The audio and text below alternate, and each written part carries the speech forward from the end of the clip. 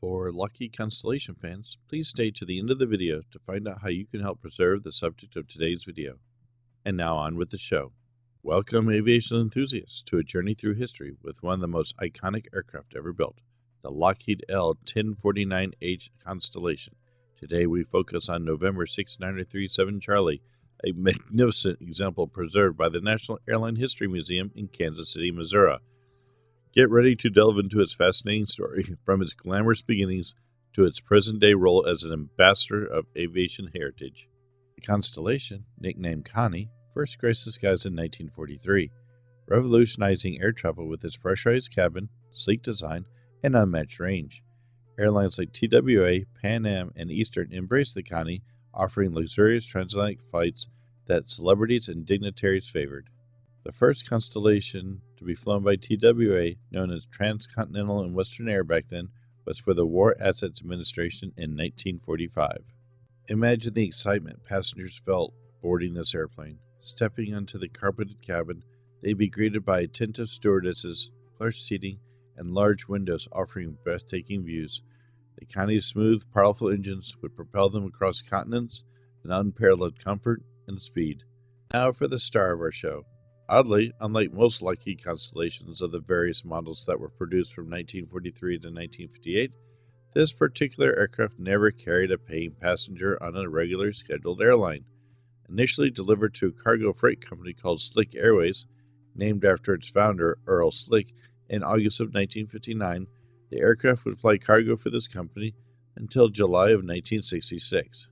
Later in 1966, a company called Airlift International would take control of the aircraft and fly it full of cargo around the world until taking the aircraft out of its fleet in 1968. The aircraft would be put in storage at an unknown location for a couple of years, when in 1970 a company called Ball Trade took it on as a cargo freighter. But this was short-lived, as airport officials impounded the aircraft in July of 1971 in Miami due to failure to pay parking fees. The aircraft would spend the early part of the 1970s bouncing from owner and/or operator, even getting converted in 1973 as a crop sprayer in Mesa, Arizona. By 1975, the aircraft was placed in storage at Falcon Field Airport in Mesa, Arizona, where it would stay until the mid-1980s. It was in 1985 that fortune seemed to start smiling on this Lockheed Constellation when it was purchased by Paul Pristo for $4,000, and soon after, the Save It Connie organization was founded and the aircraft was ferried for full restoration in Kansas City, Missouri. Between 1987 and 1988, the aircraft was repainted in 1950s era TWA colors, minus the TWA titles, with the aircraft being formally dedicated in July of 1988. An extended radar nose section was added to the aircraft to bring it up to L-1049 Model H standards. By 1991, the full Trans World Airlines titles were added to the aircraft. The interior was fully renovated with passenger seating and sleeper compartments added to this former cargo freighter, with upgrades to the cockpit, engineering and navigation stations to bring the interior up to Model H standards. The aircraft was certified airworthy from sometime in 2003 to 2005, when the number 2 engine suffered a catastrophic failure. A new engine was mounted in 2006, which also failed.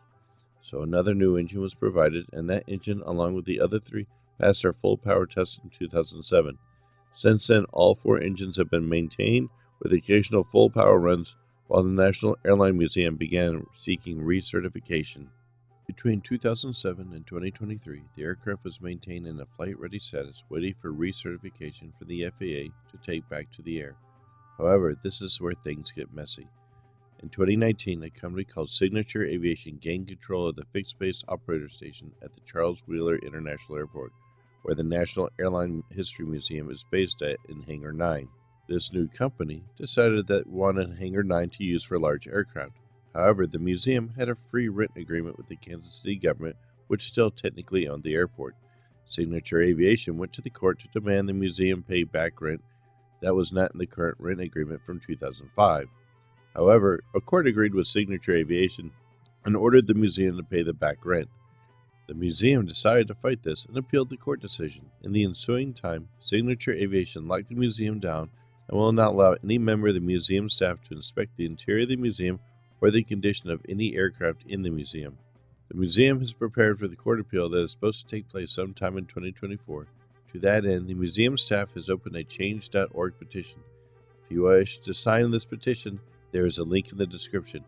If you want to provide money to the museum, there is a link to that in the description as well.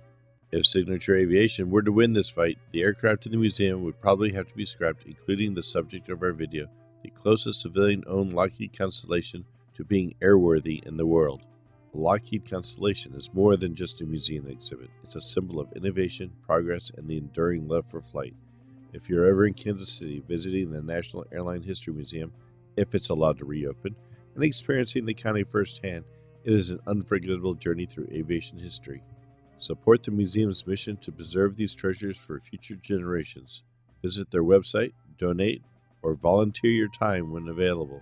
Together, let's ensure that the legacy of the Lockheed Constellation and the story it embodies continue to inspire. Thank you for watching our story on this Lockheed Constellation. You can watch a video on the history of another Lockheed aircraft here, or you can watch any number of videos here that cover a full range of full-length airplane histories. Here, you can subscribe to this channel to continue watching for more aviation content, and if you want to support our channel financially, our Patreon page is here. Thank you so very much for watching our channel, and we hope to see you all again soon.